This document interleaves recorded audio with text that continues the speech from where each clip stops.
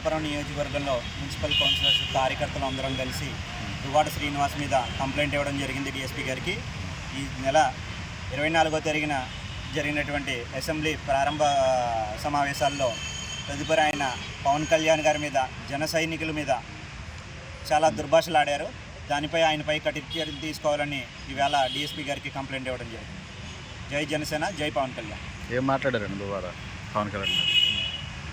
దువ్వాడ శ్రీనివాస్ గారు పవన్ కళ్యాణ్ గారిపై ఆరోపణలు కురిపించారు. 50 కోట్లు నెరసరి చంద్రబాబు నాయుడు గారి దగ్గర నుంచి తీసుకుంటున్నట్టు జన సైనికులను సైకోలుగా అభివర్ణిస్తూ మాట్లాడటం చాలా బాధాకరం.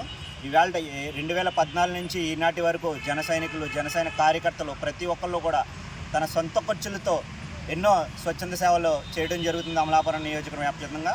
వీళ్ళందరూ మనోభావాలు దెబ్బతీసే విధంగా ఆయన చేసిన వ్యాఖ్యలను మేము ఖండిస్తూ ఈవేళ కంప్లైంట్ ఇవ్వడం జరిగింది. అందరికీ నమస్కారం.